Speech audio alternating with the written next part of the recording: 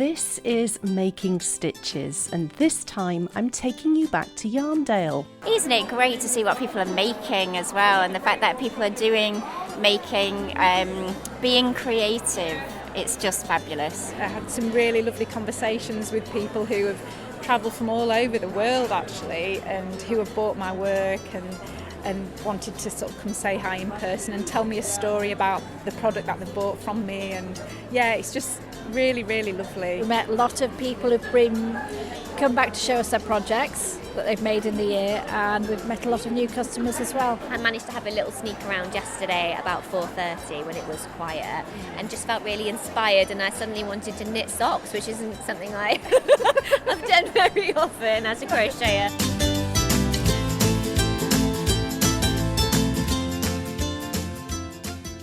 Hello and welcome to Making Stitches. I'm Lindsay. I'm a lifelong crafter and I love hearing people's stories. Making Stitches is the perfect excuse for me to chat to creative people about what they love doing. This time I have loads of creative conversations to share with you because 2 weeks ago I visited Yarndale Festival in Skipton. It was my 4th visit and as always it was fantastic. A wonderful, friendly place filled to the rafters with inspiration.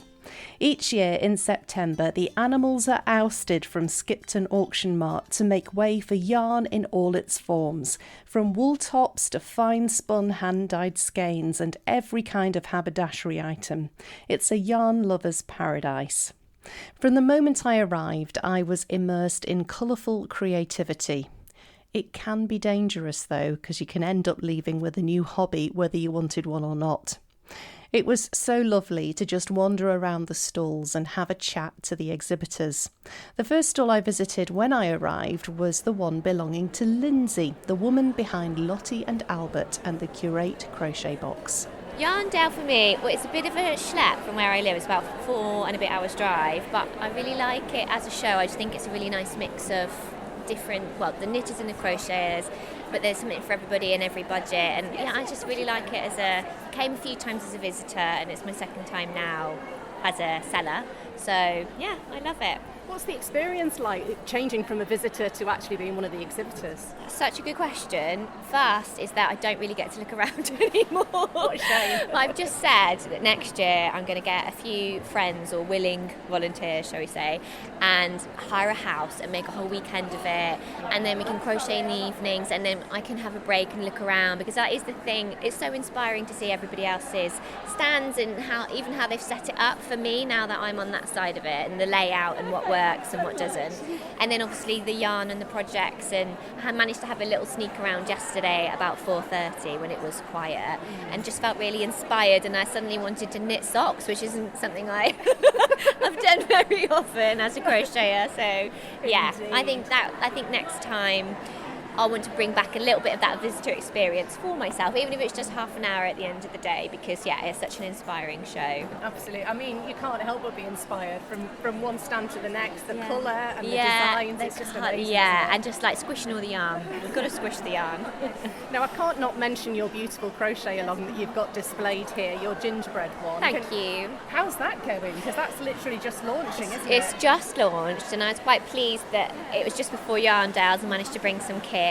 And yeah, it's had an amazing response, particularly on Instagram, where I did a video of a sort of unrolling of the blanket. So yeah, I just kind of threw everything Christmas and all the colours I loved at a blanket. So it's just a bit of a joyful, crochet along. It's going to be released over 6 weeks, and so we're starting early because, as crafters know, you need to start getting ready now for Christmas. So tell me a little bit about your design process then, because obviously you have a business. Yes, yeah. And you design as well, which takes such a lot of time. How do you juggle the two things? The designing part is the part I love most. So actually that's how I got into it and I started off designing and kind of doing free patterns on my blog that I was just sharing as I was kind of making them along, and people were like, can we have the pattern? And it wasn't really intentional that I became a designer. And then a few companies reached out to me, like Hobbycraft, and I designed a few things for their blog. So that's how it started really. And then after I had my third baby, I went full time, and then started selling the kits and doing the monthly subscription box. So, but yeah, the design is the part. As the business has grown, I have gotten help with customer service and packing the boxes and kind of delegating out and freelancing out parts of the role. But I really try and hold on to the designing because that's the bit I love. So for me, in terms of the process, quite often I like to look to other crafts. So my mum's a patchwork teacher, so that often influences my designs, and particularly one of the blankets I did in the spring, we designed it as a log cabin layout, which is a patchwork influence. And yeah, I love texture and colour and pattern, so even weaving and rug punching and things like that I like as inspiration.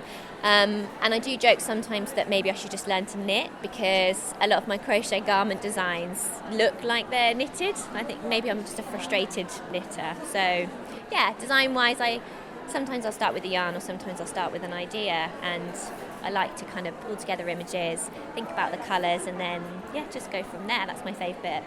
That sounds wonderful. What an amazing way to make your living. Yeah, definitely. Yeah. Although maybe I've now made crochet my job, I might need to sort of do knitting as a hobby or something. Yeah. Find something new. Yeah. Well, Lindsay, thank you so much for your time, and No good luck with the worries. rest of Yarndale. Thank you so much. Lovely to meet you. I'm Amanda Blackwell, and my little business is called Joe's Toes. What a colourful stall, all the beautiful felt you've got here. Thank you. Can you tell me a little bit about what you do? Well, we make kits for slippers, so we cut out all the parts and we punch the holes ready for stitching, and we've got knitted, sewn and crocheted kits, and we've got something for all sizes and all ages. Fantastic. Now, you were telling me a little bit about your background and how you got into this. Yes, I trained as a shoe designer, and I've worked in the shoe industry for probably nearly half a century. No, not quite that old. About 30 years. And I always like my crafts as well. So when I thought I'd have a little crafty business, making slippers seemed to be the ideal combination of the two skills. Fantastic. So you've managed to meld two worlds into one for yourself. That's right, yes. Now, would you say this is an accessible craft for people who aren't particularly creative? Definitely. I've got slipper kits that are just knitted strip of garter stitch. So if you can do plain knitting, you can make a knitted slipper. Because all the holes are punched and everything's cut out ready, there's no fiddliness about making any of the slippers. And crochet, I say if you can make a granny square, you're probably qualified to make our kits. Fantastic. So it's very much accessible then. Yes, I think so, yes. And this is your third time at Yarndale? No, we've been here for about 10 years, 3 years in this particular spot, but yes. Great. Yeah, Fantastic. It's our closest show. We're also based in Yorkshire. Oh, perfect. And how's it been for you this year? It's been lovely, really nice. We met a lot of people who've come back to show us their projects that they've made in the year, and we've met a lot of new customers as well. Oh, fantastic. Yeah. Oh, there is a lovely atmosphere here. It's There very is. friendly, isn't it? It's a lovely fair, yeah. Wonderful. Well, thank you so much, and good luck with the rest of the weekend. Thank you. Thanks very much. My name's Becky, and my business is William and Tilda. Can you tell me a little bit about what you do? Because it's very special. Yes, quite niche. So all of my work is based around 1940s wartime Britain. So I make and research and tell stories of the women that were alive during the war, what they were doing, what they were wearing, and the kind of the ingenious, resourceful things that they were coming up with to make their clothes look more exciting. Indeed, which obviously was pretty hard in those days. Yeah, so once rationing started to bite and people's clothing, they had less and less clothes, wardrobes contracted, there was less fabric around, so even making your own clothes became difficult. There were things like the utility scheme was brought in, which controlled how much cloth was used for garments, and also like things like how many buttons. You could only have a certain number of pleats. You could have, I think it was 2 knife pleats and 1 box pleat in a skirt. So everything was controlled down to the last button, and that made it really, really difficult. to show your individuality and show your character through your clothing, which is something that we're all used to doing. We take it for granted, don't we? We do take it for granted, and it's kind of what, for me, makes it such an interesting period in the history of fashion. It's one of the few times where what people wore wasn't governed by personal choice and what people wanted to wear. There was all sorts of things that came into play. There was social issues, economic issues, political issues. Everything was controlled. Wow. And how did you get into this? So clothing, research, all those sorts of things, they're in my blood. So I'm an ex-costume supervisor from film and TV. So I was working for the BBC, various independent companies throughout my career, and I gave up when I had my daughter, basically. But that background meant that it's just, when I was looking for something else to do, that's all I know. All I know is sewing, researching, and the history of clothing. So it was like, how am I going to bring all of those things and all the skills that I have with? So I was maker as well as a. So it's like, how can I tie all that together? And it is such an interesting period in history for clothing that I don't even know how I started in it. But I think it was from some old photos from my grandmother's photo albums, and just started looking at those, and it was like, oh yeah, there's an idea there, there's something I can do there with all of this. So it's utilising the skills that I had from my career in film and TV and putting them into something that I was already interested in. Absolutely. Now, can you talk me through a few of the things that you've got on your store today? Yes, one of the products that goes down really well that people are always really interested in is the gas mask bags. So when the gas masks were distributed in 1939, they came in a cardboard case with a piece of string as a strap. Obviously that wasn't very practical or attractive.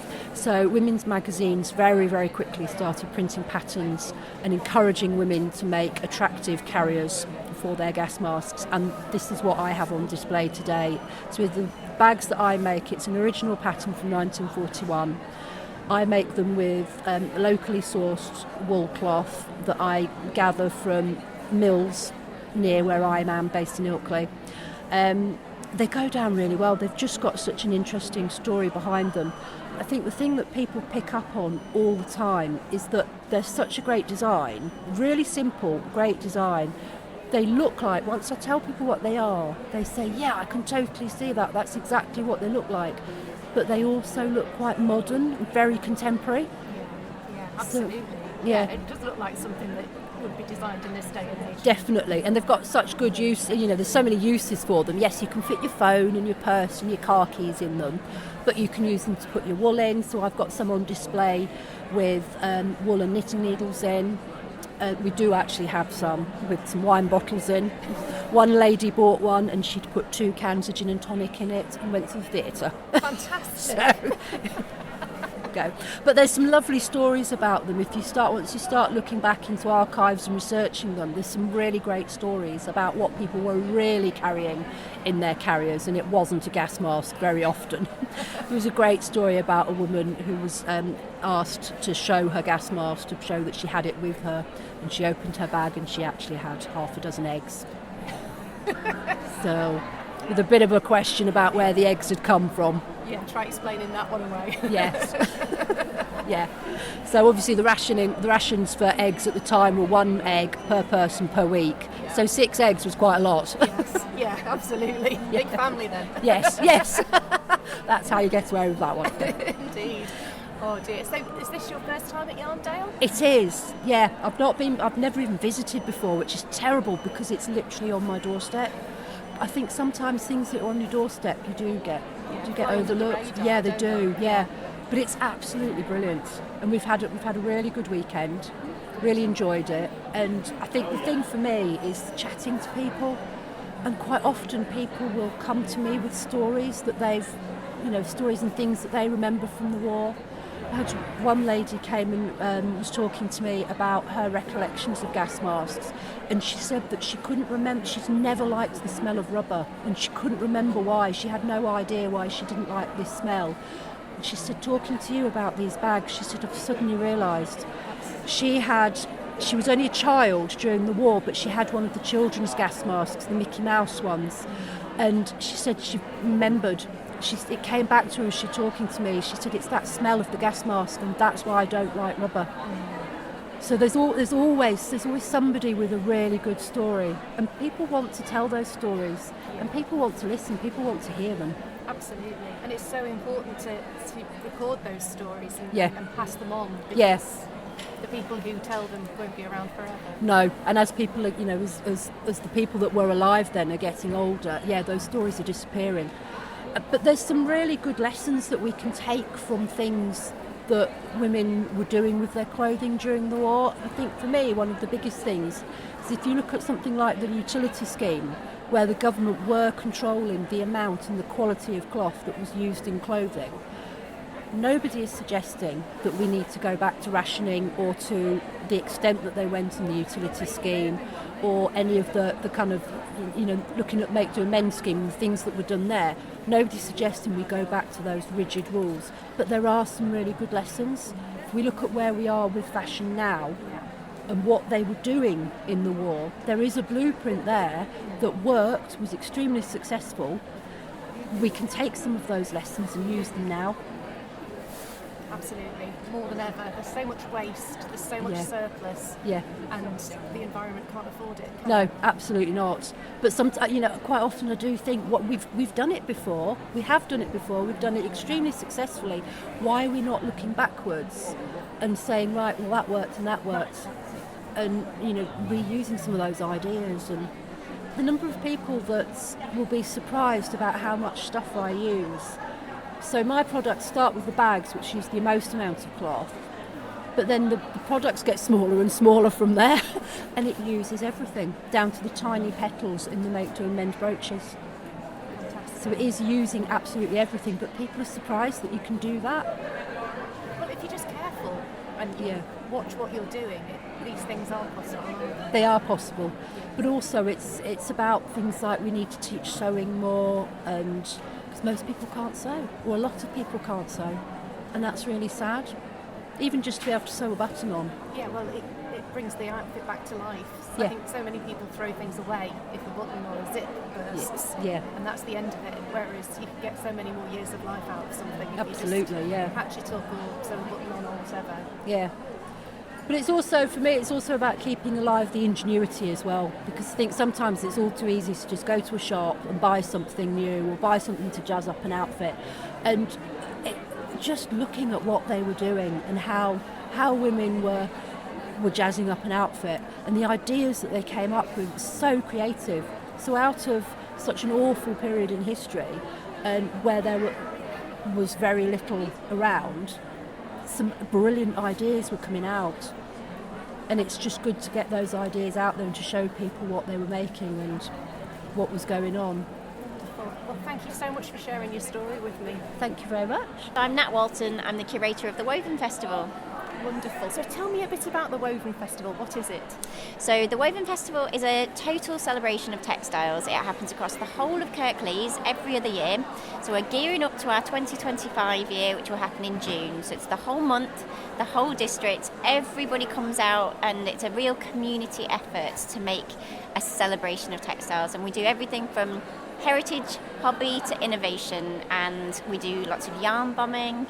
The community will come out and we'll do a yarn bombing trail, knit and natter groups, but we also invite industry to open their doors so people get to know a bit more about what's going on behind the doors of the mills. The university supports us to look at what's going on in terms of innovation in textiles. So it's just a glorious month of textiles. Fantastic. And of course, Kirklees is known for its textiles, isn't it? So it's so important to actually visit that and let people know what's going on. Yeah, I mean, we say it's the DNA of Kirklees, really. So if you think about the landscape, the sheep, everything comes from textiles. The architecture, the Industrial Revolution. I mean, it is really, everywhere you look, there is the echoes of textiles. No, I think it's really important for that community looks back to its heritage. We think about a sense of place. We think that people coming together around that sense of place is really important to galvanise communities and bring people together. And to be honest, over COVID, it really kind of brought it home that we need to work together as communities. And It was the most lovely moment for us where communities came out and yarn bombed 2 train stations in Kirklees. You know, people knitted 14,000 squares to be able to put on, you know, a big scale yarn bombing, and just bringing those people together was so important at that time.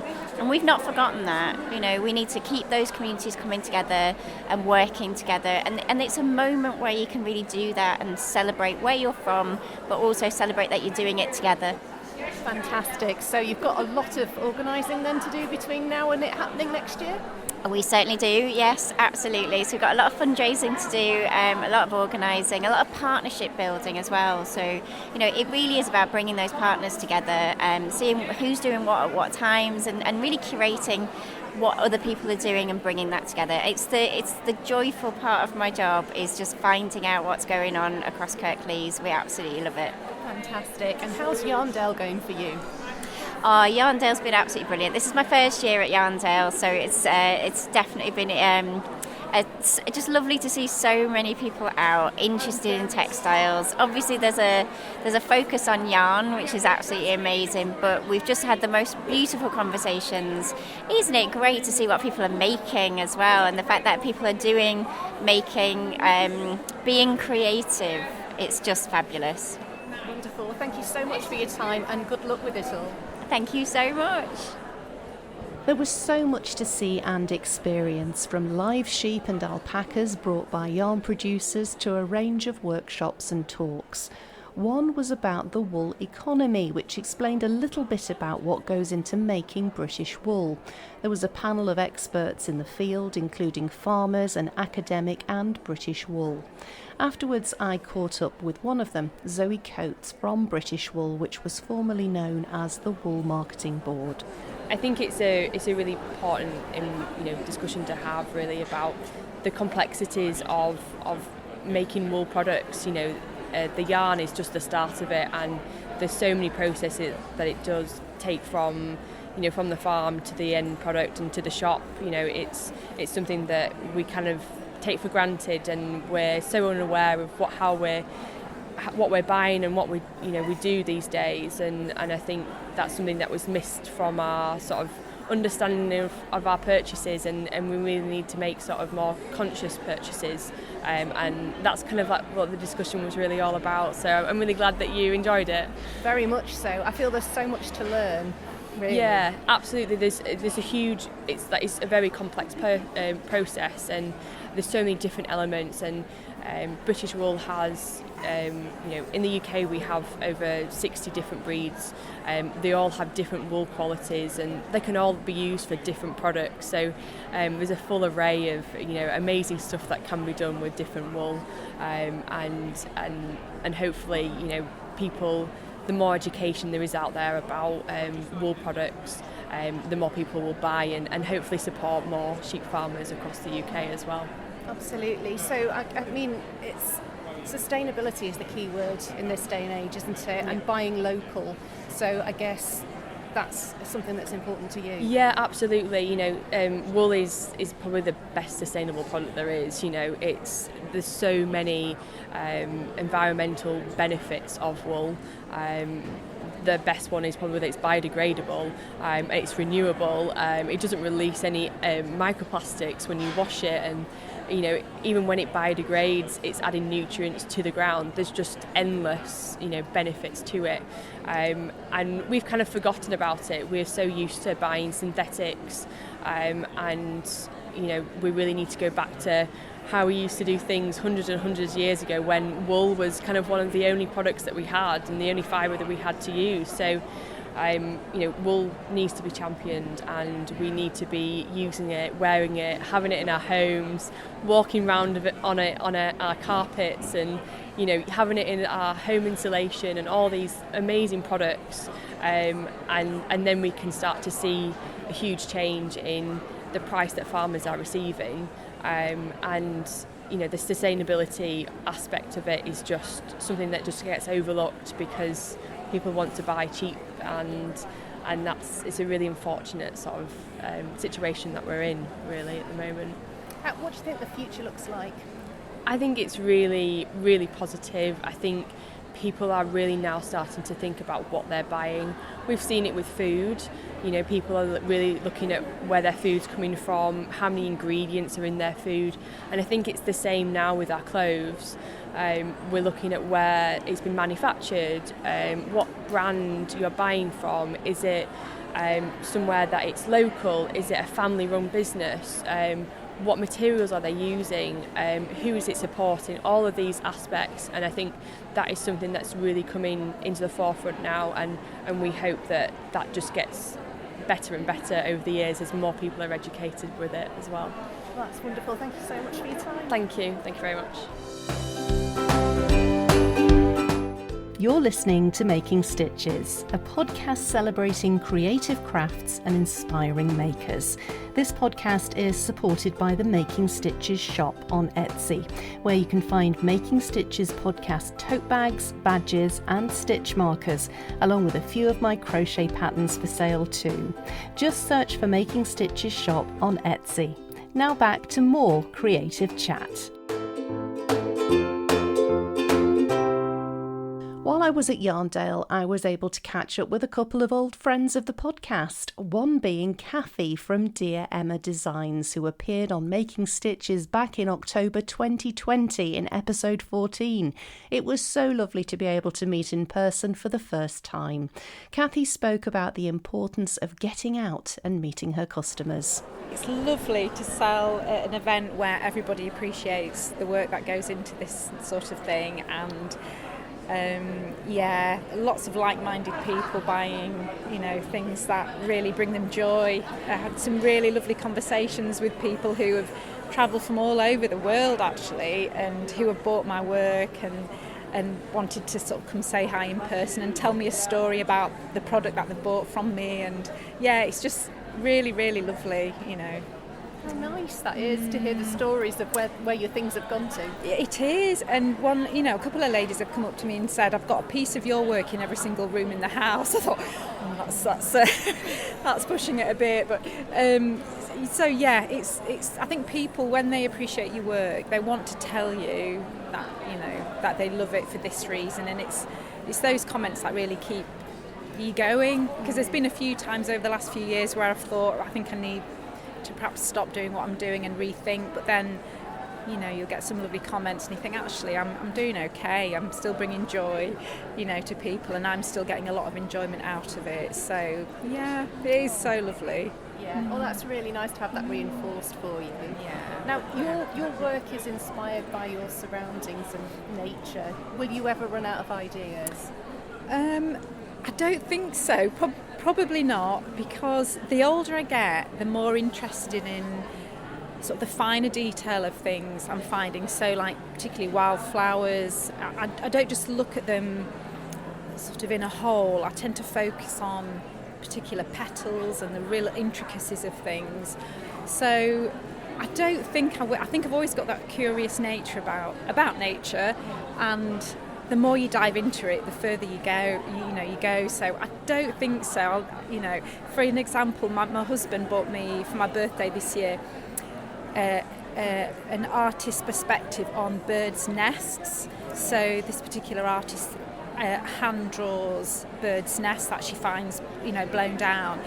And honestly, I was absolutely fascinated in this book. It's so intricate and so beautiful the way a bird builds a nest, and I think that sort of interest in such detail is definitely reflected in my interest in nature generally, in my work as well. Actually, the more detail I can fit into something, the more fulfilling I find it, really. So Well, it means that your items, you can just stare at them for ages, though, because there is so much detail in it, and even like your bags and your lampshades and that, you can turn them round, and there's a whole world of other things happening on the other side, which is lovely. Yeah, so for example, today I've sold a lampshade, and it's a wildflower lampshade, and nestled in the bottom I've stitched a little mouse, and this lady was interested in it.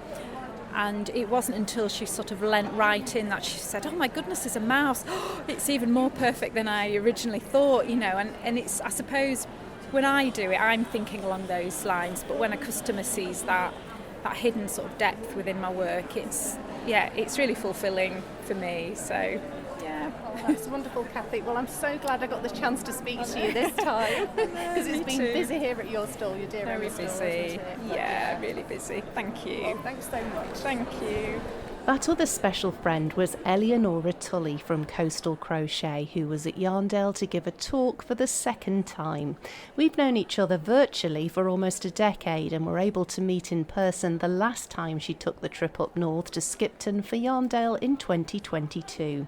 Eleonora spoke to an eager crowd about her many crochet-alongs, which she's hosted on her blog and with crochet magazines and a yarn company. Welcome. Thank you for taking time out of the busyness out there to come and listen to me for the next half hour or so. I won't keep you too long. There's plenty of shopping and things to be doing out there. But I'm Eleonora, also known as Coastal Crochet, and I'm a crochet designer, crochet teacher, all-round crochet crazy person. I'm definitely in the right place being here today. Eleonora, lovely to see you again. Thank you, Lindsay. Lovely to see you. So we've just had a talk about your crochet-alongs, of which you are really quite famous these days. What an adventure it's been for you.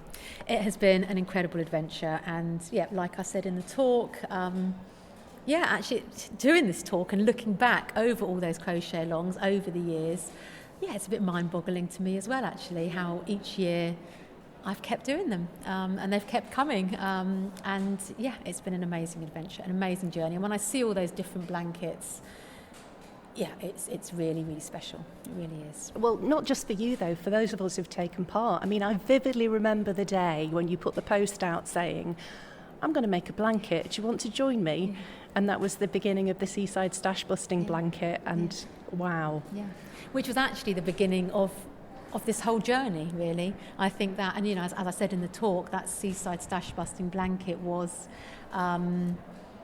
a really unique crochet along. The concept of it doing 4 rows per week for 35 weeks, building it up, not really knowing what the design will look like at the end. It was really, really unique at that time, and the community that built up around it was incredible. And actually, each of the blankets that's followed has had its own sort of identity and community around it, and has felt special. And some people have crocheted along to all of them. Some have only just discovered me through the Woodland Wanders this year, and some will do one and then not another, and then they will do one. So it's lovely. It's just a really lovely community that builds up around them. Each one resonates with different people for different reasons, don't they? Yes. Whether it's memories of seaside holidays or woodland walks or whatever it is. So people take from it what they need, don't they? Absolutely, and what's going on in their lives at the time of the crochet along. So, for instance, I talked about the beachcombing blanket, which was the crochet along in the spring of 2020, and that coincided with COVID lockdown. And for so many people, COVID lockdown is now associated with crocheting along, and it was a lovely community, and I say this all the time, it was a two-way community. It wasn't just me being the designer and people crocheting along. It was as much for me and what I got out of that whole sense of community at that time. But equally with other, crochet alongs, what's going on for people in their lives at that time, it can really help them. And also be a really happy memory. People have crocheted along and ended up giving the blanket away as a wedding gift, or, a gift for, a new member of the family. So they do all hold special memories for people for different reasons, and including me too, because each one's themed, and I immerse myself in that theme, and then, the memories build up around those crochet along moments. So yeah, I love it. Well, that comes through. Something that stands out to me, certainly as somebody who's followed you and crocheted along with you, is the interaction that us, the crocheters, get from you when we post a picture online and say, oh look, I'm working on this particular blanket and I'm on week whatever, and I've just loved the bobbles or the shell stitch or the basket weave stitch or whatever it is, and then a little comment pops up from you. How you manage to stay engaged with people on top of the designing process and everything is utterly remarkable, but very much appreciated. Thank you, Lindsay. I mean, that's lovely for me to hear, and I do try. I think, if people are commenting and, they're asking something, then, it's only polite to reply. However, the sheer numbers involved now, I can't personally reply to everyone. But this is where the Facebook group in particular is great, because then someone else will sometimes answer for me. And I notice that's community. So if someone asks a question in the group, I do pop in every day and sort of scroll through and just check that everything's in order. But more often than not, someone else will have answered the question on my behalf, which is lovely, and that's that whole sense of community. So yeah, I do try and keep it personal. I can't respond to all the comments like I used to. And a whole week will go by and I'm like, oh my gosh, I need to catch up. And, I do try, but, there is just me and I'm only human. Indeed. So, but no, I try and keep it as personal as I possibly can because, if there aren't people crocheting along and making my designs, then that makes my part, not relevant. So that two-way process is really, really important. Now, you mentioned in your talk that you're about to hit a milestone as far as Coastal Crochet is concerned. 10 years. That's quite amazing, isn't it? It is amazing. And Lindsay, I remember you starting your blog, when we were both sort of, tentatively putting our toes out into the blogging world. And we both did that at the same time. And those connections I made at the start remained so important. And the bigger you get, the harder it is to make those personal connections. So those, when we were small right at the start 10 years ago, those relationships and connections that I made are so important. So yes, we both have a 10-year anniversary next year. And I think that's really important. And it has to be marked somehow because that's really, really special. Yeah, because it's quite a new medium, isn't it? Even now. Yeah. But to have been able to stick it through for that time, it's yeah, absolutely. And actually, I've released a blog post every month for those 10 years. Wow. A minimum of 2 blog posts per month for 10 years. Well, that's better and than it's me. Become a bit of a thing now. The trouble, it's become a thing. So now I'm like, oh my gosh, I've only done 1 blog post this month. And so, but that's good because then that becomes a motivator to keep connected because it's easy to let that slip. But actually doing those blog posts, just letting people know what I'm up to, what I'm crocheting, keeping it positive, keeping it light. But keeping it regular, that's quite important as well. So, and that's a motivator for me. It's been really good. 10 years, wow. So the next 10 years. Oh my gosh. I'm not even thinking day by day, Lindsay, day by day. And that's very much how, yes, you've got to plan ahead as a crochet designer. Yes, I've got designs, for the future in my head. But, day by day, I do what I can each day. Next 10 years, who knows? We'll see. But all the while I'm standing, I've got my 2 hands, I will be crocheting. So that's for sure. That's not going anywhere. Well, that's something we're all very grateful to hear. Eleonora, it's been an absolute pleasure again. Thank you so much and enjoy the rest of Yarndale. Thank you, Lindsay. You too. It was so nice to get together again with Eleonora and have a catch up. I have to say a big thank you to everyone who spoke to me for the episode.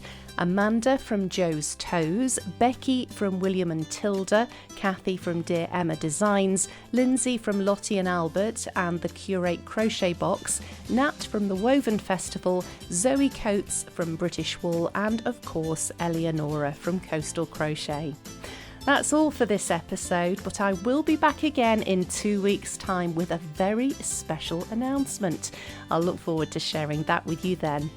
If you enjoyed listening today, please share this episode with anyone who you think might enjoy hearing it too. And if you have the time, please leave a rating and review on your favourite podcast app so other people can find making stitches easier in future.